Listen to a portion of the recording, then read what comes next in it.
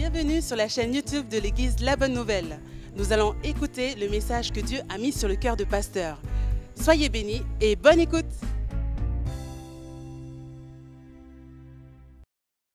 Yorana, Mété,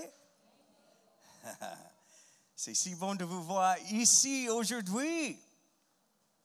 Ma prière pour nous chaque semaine est que nous continuerons à mûrir dans notre foi.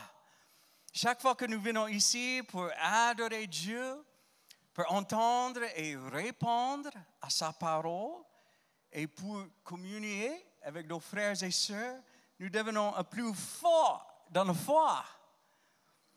Alors que nous continuons à faire ces pas en avant, nous laissons derrière nous la douleur de notre passé et entrons dans la guérison que Dieu a pour nous. Juste avant le message, prions. Oh Seigneur, nous venons ici avec de grandes attentes aujourd'hui. Nous savons que tu es un Dieu fidèle. Tes compassions se renouvellent chaque matin. Ta grâce nous couvre et nous fortifie. Et ton grand amour nous guérit et nous transforme. Nous te remercions, Seigneur, pour tes nombreuses bénédictions. Sois glorifié dans nos vies. Au nom de Jésus. Amen. Amen. J'aime les cascades. Quand j'étais enfant, ma famille passait généralement une semaine par an dans le parc national de Yosemite. Je m'asseyais au bord d'une rivière et je regardais pendant un long moment les chutes de Yosemite. Je les trouvais belles et même majestueuses. Mais il y a beaucoup de cascades dans le parc. Si jamais vous planifiez de visiter Yosemite, je vous recommande d'y aller en mai ou en juin. Les cascades sont remplies et tous les touristes qui viennent en été n'ont pas encore envahi le parc. De plus, vous évitez la chaleur et les moustiques qui arrivent en juillet et août. Certaines des autres cascades célèbres que vous pouvez trouver là-bas sont les chutes de Bridal Veil. Ah oui. Et les chutes de Vernal et les chutes de Nevada. Eh bien, vous pouvez imaginer à quel point j'étais ravi lorsque je suis arrivé à Tahiti et que je suis allé aux 3 cascades. Elles sont si belles. J'ai été surpris à un moment donné lorsque mes hôtes tahitiens ont sauté dans l'eau et se sont mis sous la cascade. Je voulais les rejoindre, mais cette semaine-là, je m'étais coupé le pied sur un corail. Donc, je ne voulais pas aggraver la blessure. Chaque fois que j'en ai l'occasion, j'aime toujours aller visiter cette cascade. En fait, je suis allé la semaine dernière. Je ne me suis pas encore mis sur la cascade, mais peut-être un jour je le ferai. Et non, je ne suis pas agent de voyage pour Yosemite et pour Tahiti. Mais ce matin, je veux que nous voyions quelque chose de beau. Nous tous qui sommes nés de nouveau dans la famille de Dieu, nous nous trouvons actuellement sous la cascade de la bénédiction de Dieu. La cascade de la bénédiction paternelle de Dieu n'est pas comme une petite chute que l'on pourrait voir pendant quelques minutes à Papara. Pour être honnête, je les aime aussi. Mais Dieu nous comble de bénédictions, comme les chutes de Niagara, ou comme les grandes chutes de Victoria en Zambie. Son amour est comme un torrent. Il est constant et sans fin. Son amour est inconditionnel et pur, rougissant avec douceur sa bénédiction sur votre vie. Pouvez-vous l'imaginer? Pouvez-vous vous imaginer debout sous un écoulement constant d'amour et souriant dans l'écume fracassant de la bénédiction de Père parfait? En Christ, c'est exactement là que vous êtes. Et voici la vérité. Vous n'épuiserez jamais son amour. Et ses compassions sont nouvelles chaque matin. Lamentation chapitre 3, versets 22 et 23. Les bontés de l'Éternel ne sont pas épuisées. Ses compassions ne sont pas à leur terme. Elles se renouvellent chaque matin. Oh, que ta fidélité est grande. Merci Seigneur. Cette réalité, cette cascade constante de bénédiction vous comblera. Elle vous guérira. Elle transformera votre cœur blessé en un nouveau cœur. Et elle fera autre chose de miraculeux. La bénédiction parfaite de ce Père va inverser la malédiction qui est tombée sur vous. Ce matin, nous continuons notre série intitulée « Votre Père céleste vous aime ». Vous n'êtes pas abandonné. À partir de maintenant, vous êtes appelé fille bien-aimée ou fils bien-aimé.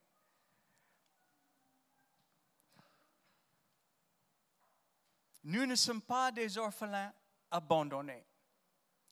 Notre Père céleste pourvoit à tout ce dont nous avons besoin. Rien ne peut arrêter son objectif et son plan pour notre vie. Lorsque nous sommes devenus croyants, il a envoyé le Saint-Esprit vivre en nous. Plus nous comptons sur sa force, plus nous commençons à expérimenter sa puissance dans nos vies. Petit à petit, nous commençons à réaliser que la puissance de Dieu peut faire ce que nous ne pouvons pas faire. Ce qui est impossible à l'homme est possible à Dieu. Parce que nous sommes nés dans la famille de Dieu, nous avons désormais le pouvoir de pardonner aux membres de notre famille terrestre. Votre Père terrestre a peut-être causé beaucoup de souffrance dans votre vie, mais vous avez le pouvoir de lui pardonner. Cela peut prendre du temps, mais je vous dis par expérience que cela peut arriver. Certains pensent peut-être, pasteur, j'étais avec toi jusqu'à maintenant, mais tu ne comprends tout simplement pas ce que j'ai vécu. Je ne pourrai jamais pardonner à mon père ce qu'il m'a fait. Ou je ne peux en aucun cas pardonner à ma mère après ce qu'elle m'a fait. Ce genre de pensée reflète ancien vous, celui qui a été maltraité, l'ignoré ou abandonné. Il y a un nouveau vous sur la scène. Vous êtes maintenant aimé, béni et accepté. Vous avez un nouveau nom et un nouvel arbre généalogique. Vous avez le Saint-Esprit en vous. Pensez-y de cette façon. Jésus est ressuscité des morts. Il peut annuler la dette du péché que nous avons. Il peut établir la paix entre nous et à Dieu saint. Il a le pouvoir de nous libérer de la mort et de nous élever vers la vie éternelle. Il peut nous recréer par l'Esprit et faire de nous son enfant. S'il peut faire tout cela, alors il peut certainement nous donner le pouvoir sur notre passé. notre nouvelle histoire commence par le pardon. Même Jésus l'a dit depuis le croix. Depuis le croix. Lorsqu'il était sur le croix, certains lui ont lancé des insultes. Les soldats se sont moqués de lui. Ils lui ont enfoncé les clous dans les mains et les pieds. Des chefs religieux étaient présents et avaient demandé sa crucifixion. Et qu'est-ce que Jésus a prié? Luc chapitre 23, verset 34. Jésus dit, Père, pardonne-leur, car ils ne savent ce qu'ils font. La trajectoire de notre éternité a changé au moment où nous avons reçu par la foi le pardon de Dieu. De la même manière, notre guérison trouve sa plénitude lorsque nous permettons à Dieu de nous aider à refléter son pardon envers ceux qui nous entourent. Vous pensez peut-être que vos parents ne méritent pas d'être pardonnés. Ils n'ont jamais reconnu leurs mauvaises actions. Vous pensez peut-être, je suis prêt à passer à autre chose, mais pardonner ceux qui m'ont fait, je ne pense pas pouvoir le faire. Tout d'abord, il est important de souligner que lorsque je parle de pardon, je ne suggère pas de balayer le passé sous le tapis. Pas du tout. Je ne vous encourage pas à simplement agir comme si rien ne s'était produit. Le pardon n'est pas à laisser passer pour la personne qui vous a blessé. Le pardon est enraciné dans l'amour et la justice de Christ. Je veux également être très clair sur quelque chose. Je ne vous encourage pas du tout à continuer à vous mettre en danger. Ceux qui maltraitent physiquement autrui doivent être tenus pour responsables. Le pardon, ce n'est pas fermer les yeux sur le mal. Dieu n'a pas fait cela avec nos torts. Il a passé notre péché sur la vie innocente de son Fils. Dieu a puni notre péché avec toute la rigueur de la loi. Lorsque Dieu offre le pardon, il n'ignore pas nos manquements et nos pratiques rebelles. Il offre son Fils sur la croix et nous accorde une grâce que nous ne méritons pas. Pardonner à vos parents ne signifie pas les libérer des conséquences de leurs actes. Il s'agit plutôt de les remettre à Dieu. Dieu est un juge juste. Romains chapitre 12, verset 19. Ne vous vengez point vous-même, bien-aimés, mais laissez agir la colère, car il est écrit, à moi la vengeance, à moi la rétribution, dit le Seigneur. Nous ne libérons pas notre Père terrestre de quelque chose, mais nous le libérons plutôt en quelqu'un. Nous nous détournons du rôle de juge et de jury. Nous remettons tout cela entre les mains de Dieu. Dieu est juste et équitable. Nous avons l'assurance que notre Père céleste fera justice au bon moment et de la bonne manière. Souvent, nous désirons être ceux qui corrigent tous les torts. Nous voulons remettre les gens à leur place. Si j'entends que quelqu'un m'a dénigré, je veux aller chez lui. J'ai envie de dire, bonjour, je suis de la police, je suis l'agent Paul, et j'ai entendu dire que vous avez dit du mal de moi. Donc, j'ai écrit une contravention pour dénigrement pour vous.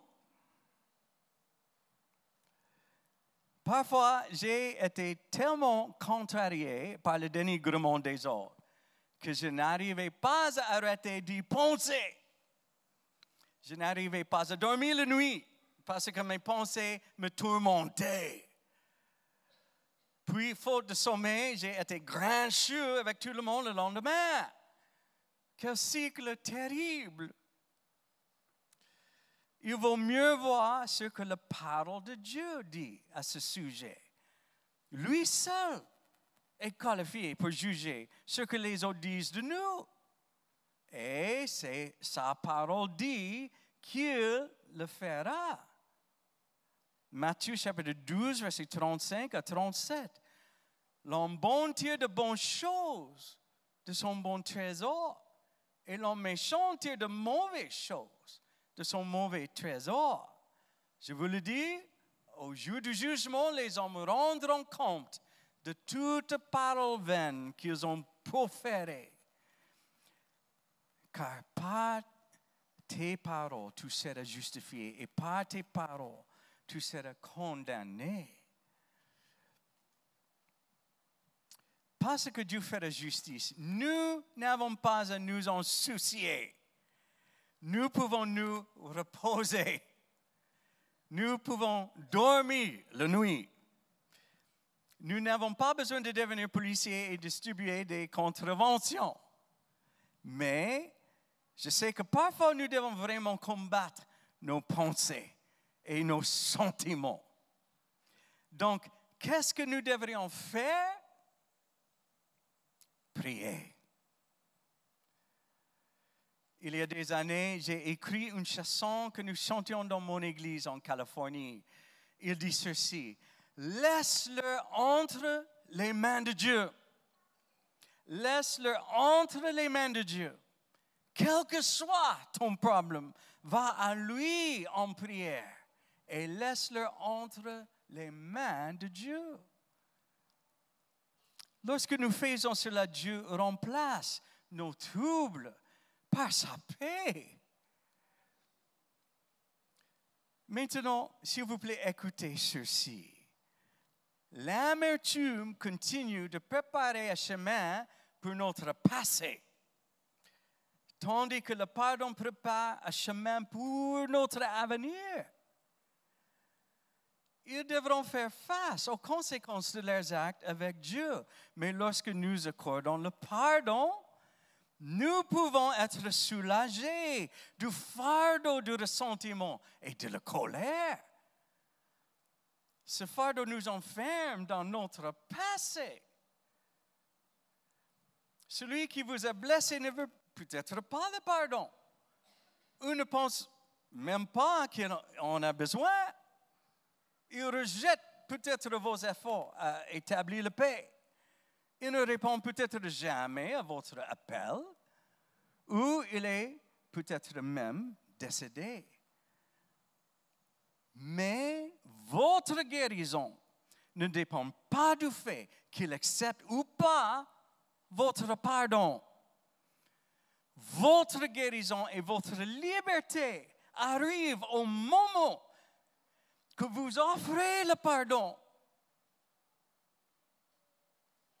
Certains se demandent peut-être encore, pourquoi est-ce que je voudrais faire cela? Je comprends. Il est difficile de laisser tomber quelque chose que l'on porte depuis longtemps. Mais maintenant, vous êtes en Christ. Dieu veut que vous vous voyez d'une manière complètement nouvelle. Vous n'êtes plus l'enfant ou l'adolescent livré à lui-même pendant que papa est occupé à être toxicomane ou à être un bourreau du travail. Dieu veut que vous vous voyez prendre place à sa table royale. Vous êtes un enfant du roi.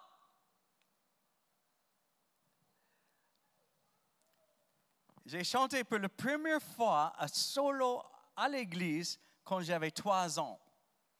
Voici les paroles de la chanson que j'ai chantée.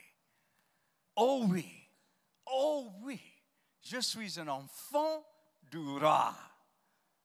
Son sang royal coule désormais dans mes veines.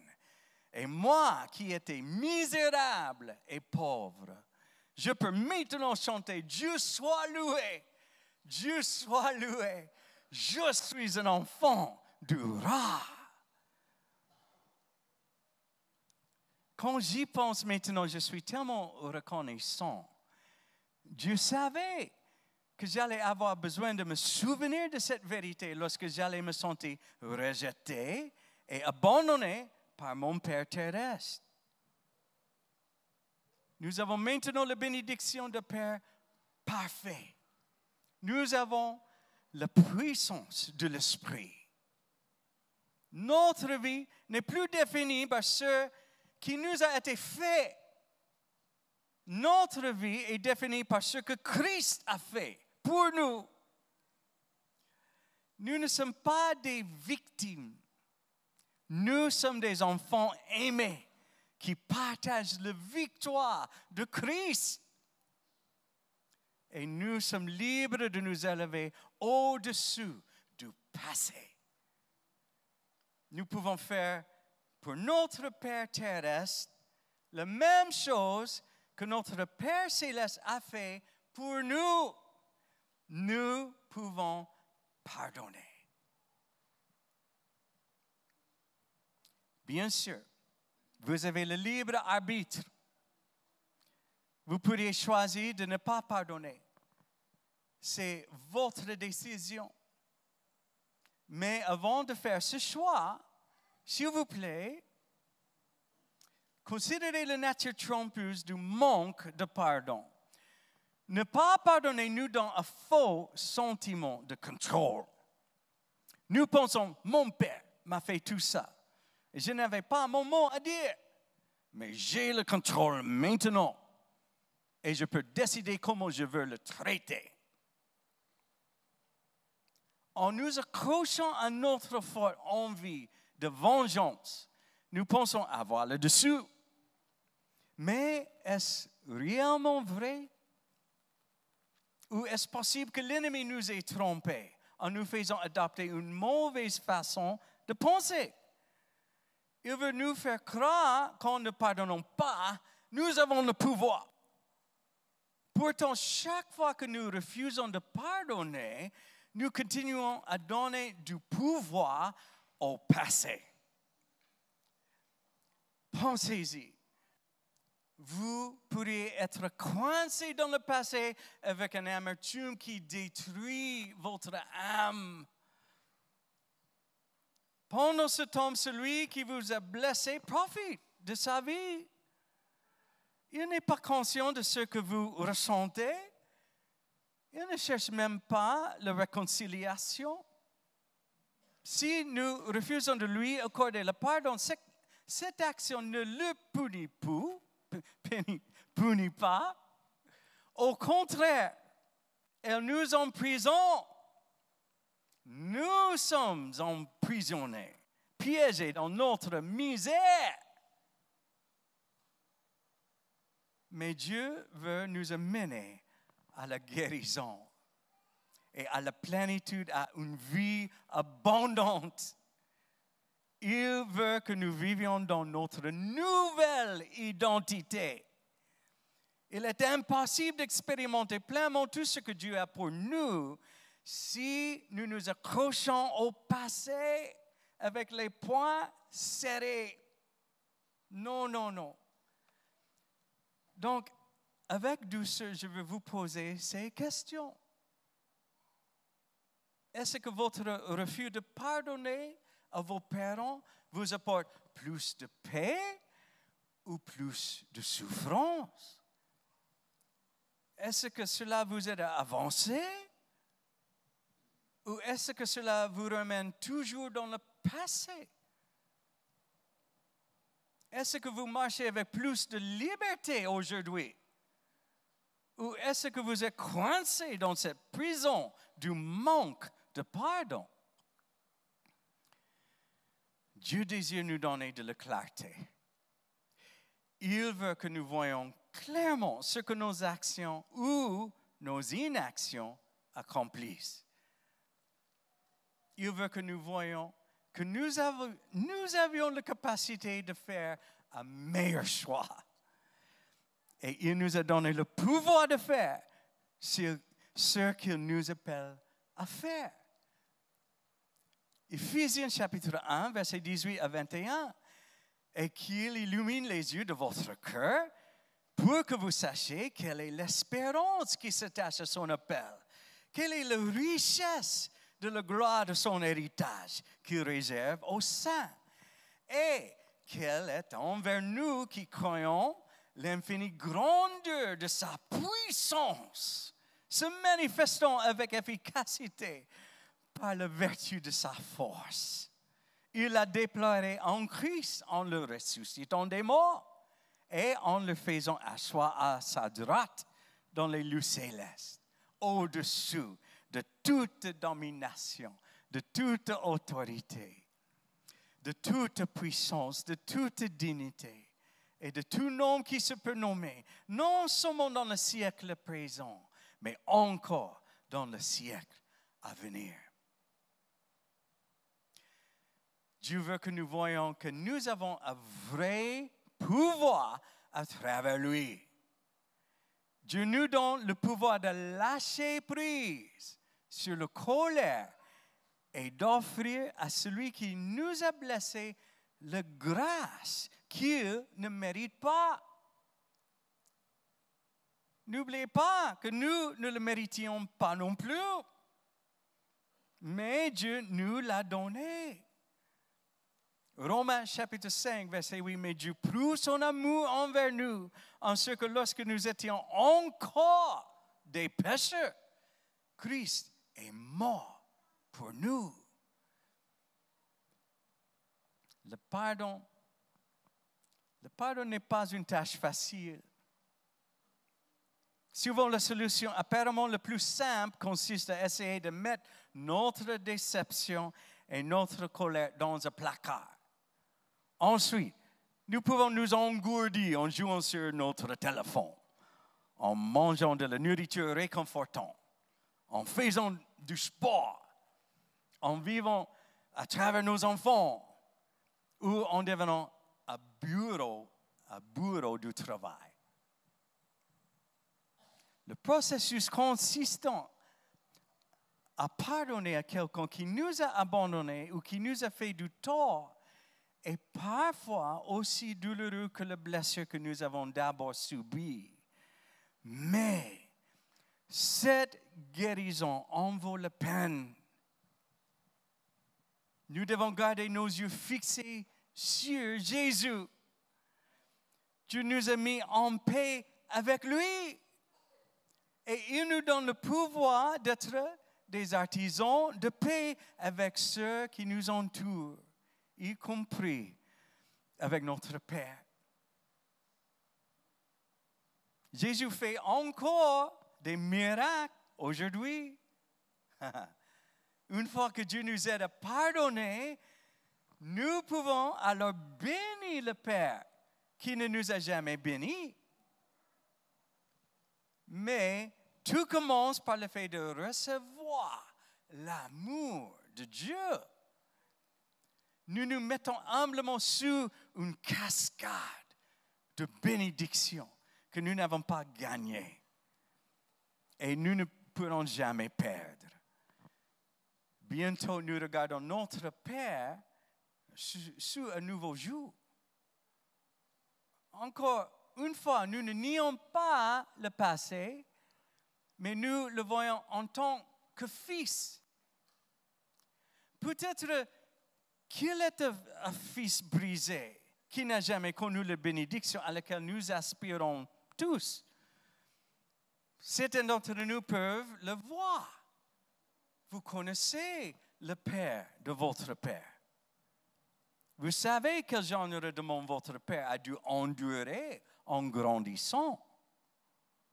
Peut-être que grand-père est l'antagoniste, ou il était absent ou abusif.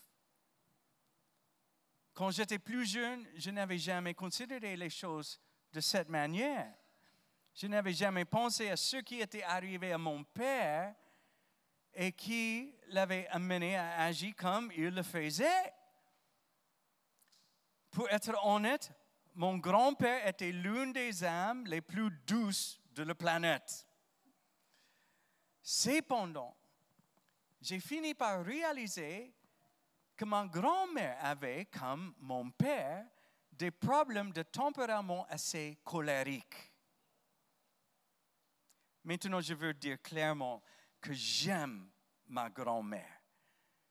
C'était une femme pieuse, c'était une femme de prière.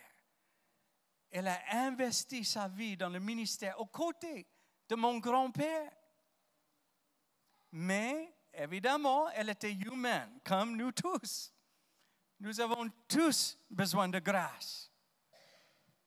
Lorsqu'elle était une petite fille, sa mère a abandonné la famille. À l'âge de 9 ans, elle est devenue la mère de la maison. Elle avait plusieurs frères. Son cœur a été brisé par l'abandon de sa mère. Plus tard, lorsqu'elle a grandi, elle perdit son premier-né à cause d'une maladie. Il mourut au bout de quelques jours. Vous voyez, nous ne connaissons pas toujours toute l'histoire qui explique pourquoi les autres agissent comme ils le font. Mais considérer leurs difficultés nous aide à avoir une certaine compassion pour eux et pour ce qu'ils ont vécu. Grâce à la puissance du Saint-Esprit, nous avons une plus grande capacité à comprendre nos parents. Peut-être que notre Père n'a pas béni sa famille parce qu'il ne savait pas comment le faire. Ou peut-être que lorsqu'il s'en est pris à nous, il essayait de travailler avec toutes les explosions qui lui avaient été infligées. Notre travail n'est pas de psychanalyser. Ce n'est pas à nous de conseiller ou d'affronter toutes les questions difficiles du passé de notre Père. Notre rôle est de voir comme un être humain qui a désespérément besoin de la bénédiction de Père.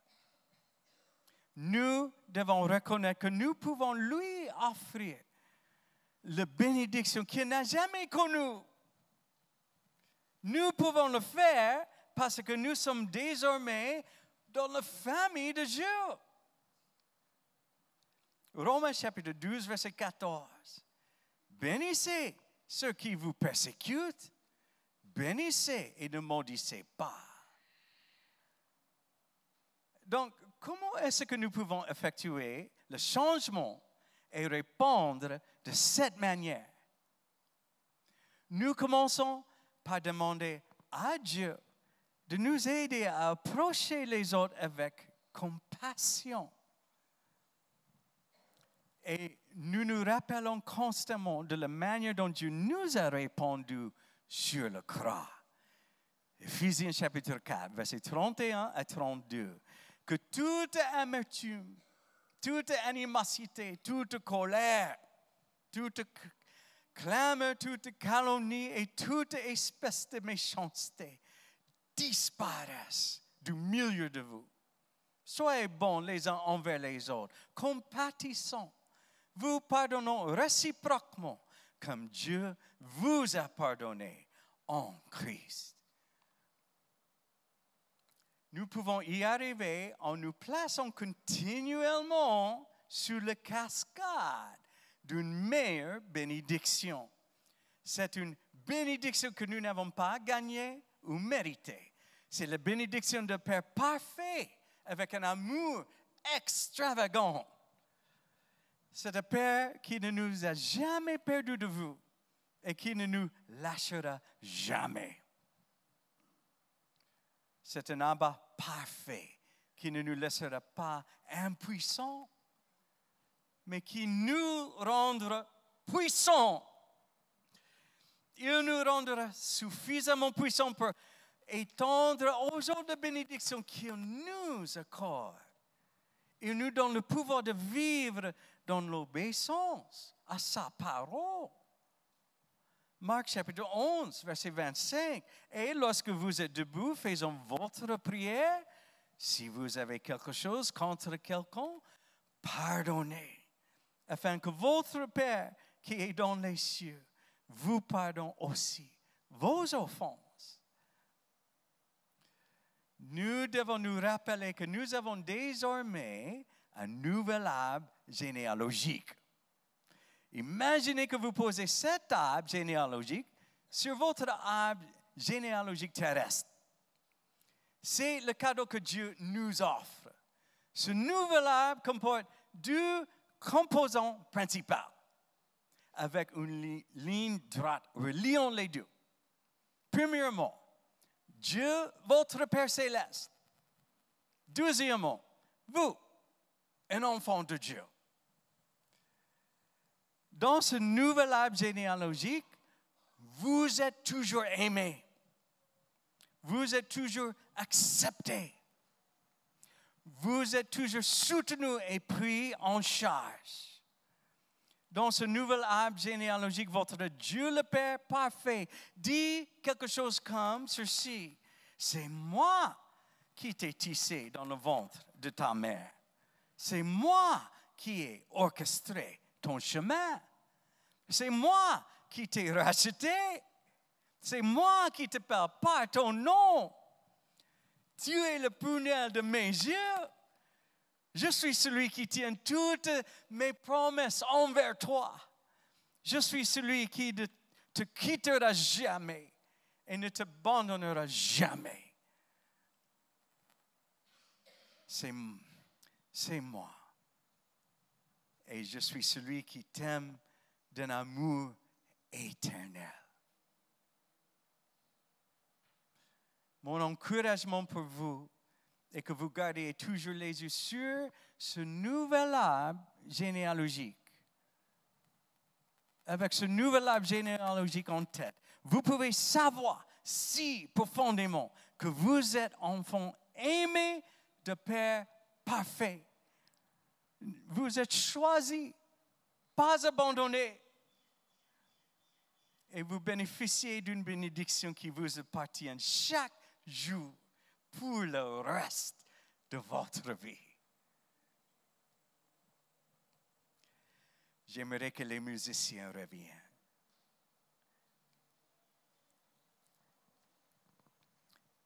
Permettez-moi de vous demander,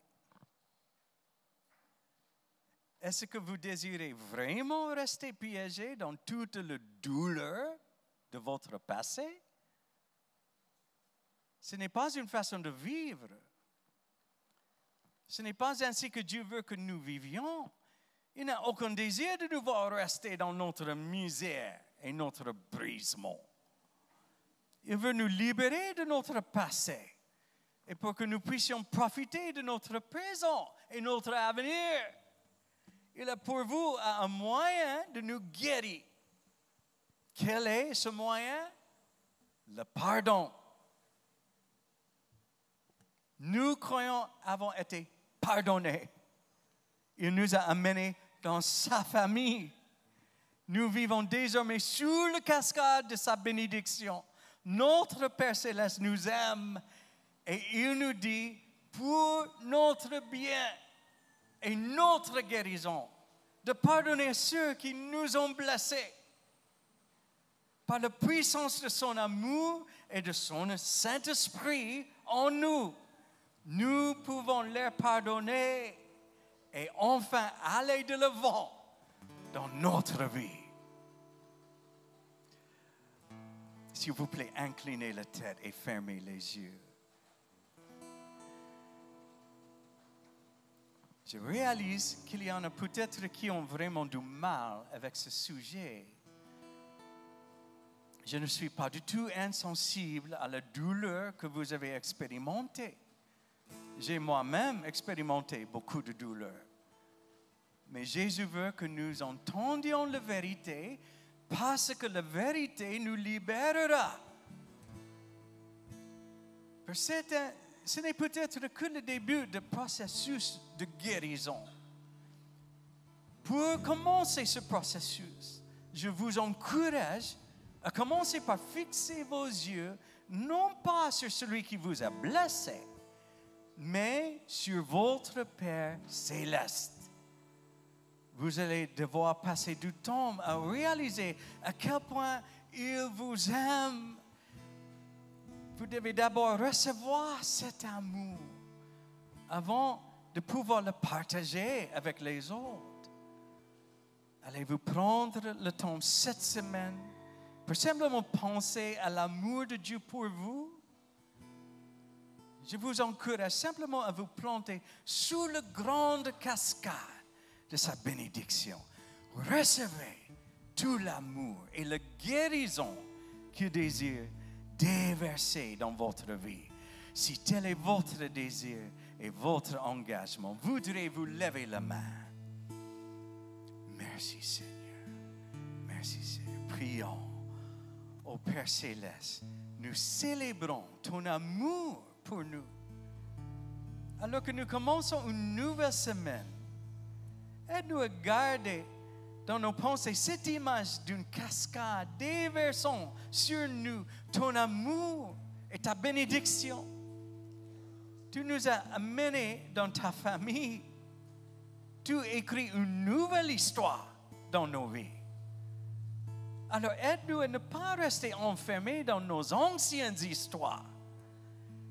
Je prie que tu aides ceux qui sont ici aujourd'hui et qui luttent contre la douleur de leur passé. Aide-les à faire ses pas vers la guérison. Aide-les à être remplis de ton amour et de ta grâce, au point qu'ils les tendent aux autres. Conduis-les vers la liberté et la joie. Nous croyons que tu peux accomplir de grandes choses dans nos vies. Nous te donnons toute la gloire et la louange au nom de Jésus. Amen. Merci d'avoir suivi le message. Nous vous invitons à nous rejoindre en présentiel. Pour plus d'informations, je vous invite à cliquer sur le lien mis en descriptif de cette vidéo. N'hésitez pas à mettre un like et à vous abonner. À bientôt à l'Église La Bonne Nouvelle.